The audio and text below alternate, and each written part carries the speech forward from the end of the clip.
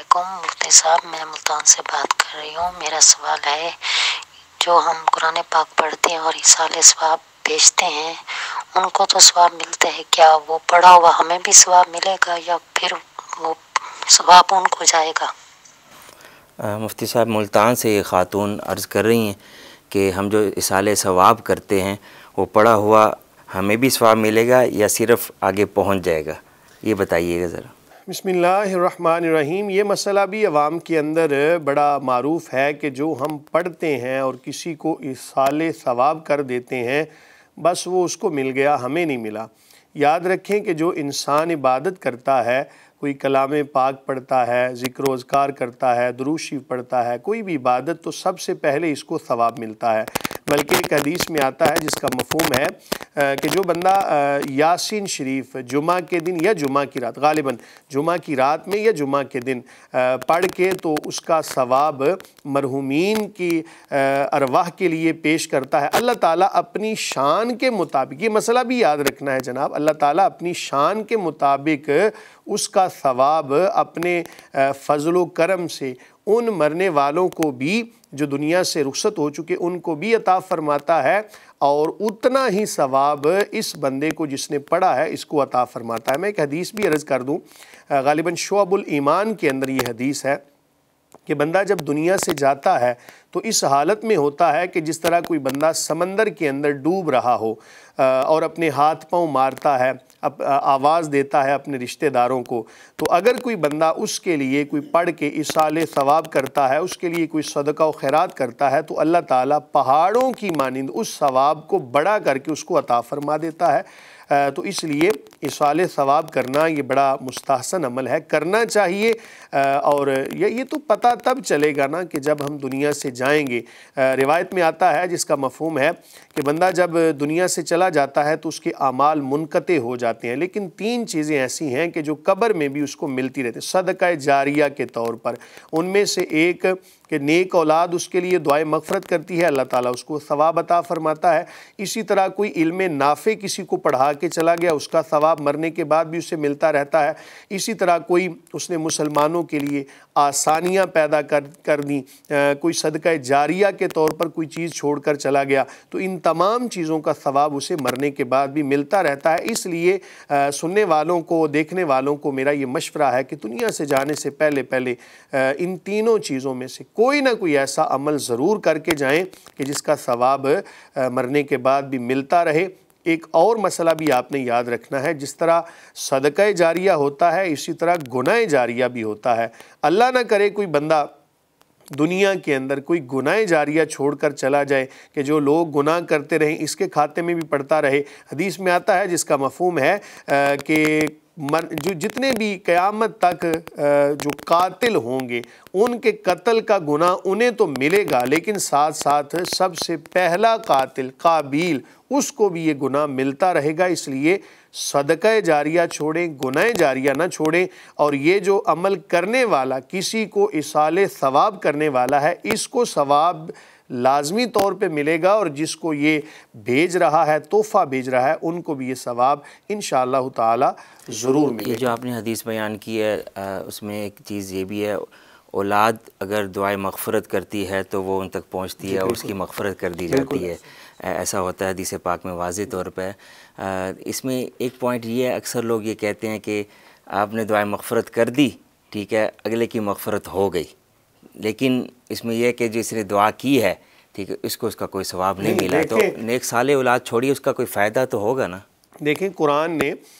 سورہ حشر کے اندر ہے کہ والذین جاؤوا من بعدہم یقولون ربنا اغفر لنا ولاخواننا الذین سبقونا بالایمان، کہ یہ جو ایمان والے ہیں نا، ان کے بعد صحابہ کرام علیہم رضوان کے مبارک دور کے بعد جو آنے والے ہیں، ان کا طریقہ کار یہ ہے کہ یہ اللہ کی بارگاہ میں دعا کرتے ہیں ربنا اغفر لنا، کہ مولا کریم ہماری بھی مغفرت فرما دے اور ہمارے ان بھائیوں کی بھی کہ جو ایمان کی حالت میں دنیا سے چلے گئے۔ تو اگر ایک بندہ صرف صرف اور صرف دوسروں کے لیے دعا مانگتا ہے، اپنے لیے دعا نہیں مانگتا، تو بھی غلط ہے۔ کیوں کہ جب بھی کسی کے لیے دعائے مغفرت کریں تو سب سے پہلے اپنے لیے مانگیں کہ ہم بھی یقیناً ہم اللہ تعالیٰ کے محتاج ہیں۔ تو یہ نہیں کہ دوسروں کے لیے دعا مانگتا پھر اپنے لیے مانگے نا، جب بھی کوئی دعا کا کہے پہلے اپنے لیے مانگیں پھر دوسرے کے لیے، تاکہ خود بھی یقینی طور پہ ہم اللہ تعالیٰ کے محتاج ہیں، اور اس محتاجی کے اندر اللہ تعالیٰ کی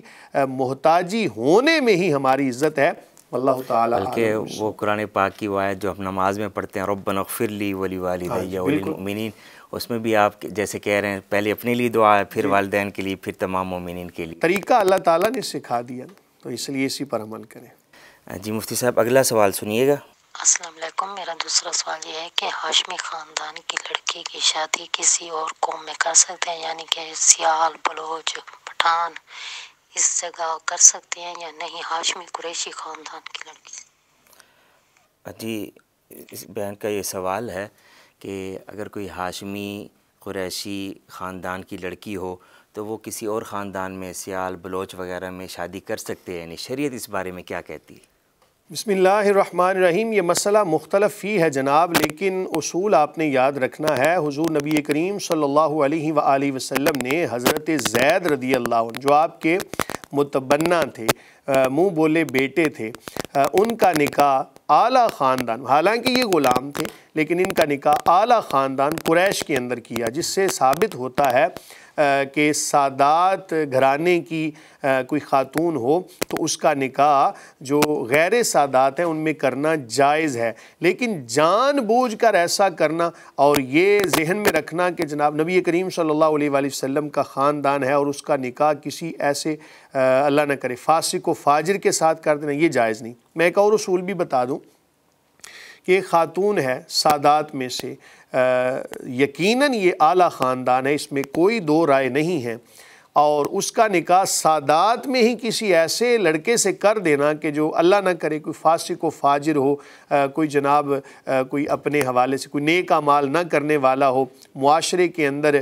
کوئی فاسق و فاجروں والے کام کرنے والا ہو، تو اس سے کرنے سے بہتر یہ ہے کہ غیر خاندان کے اندر جو کہ ہاشمی نہیں ہے، اور وہ لڑکا جس سے آپ نکاح کر رہے ہیں اس لڑکی کا سادات گھرانے کی،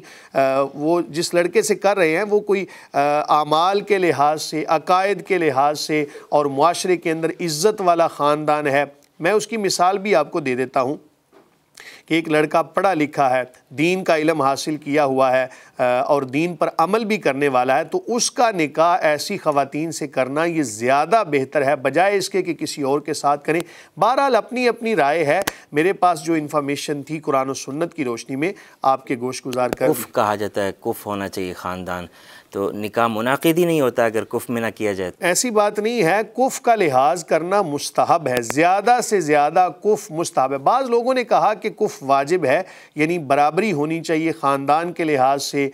دیگر معاملات کے لحاظ سے، لیکن کف کا لحاظ کرنا مستحب ہے، تو اس مستحب پر بھی بعض دفعہ عمل کر لینا چاہیے۔ بہتر یہ ہے کہ نکاح کف کے اندر ہو، اگر کوئی ایسا مناسب رشتہ نہ مل رہا ہو تو پھر کسی اور جگہ بھی نکاح کر دیں گے، منعقد ہو جائے گا۔ جی مفتی صاحب ایک اور سوال ہمیں موصول ہوا تھا کہ ووٹ ڈالنا شریعت مطہرہ میں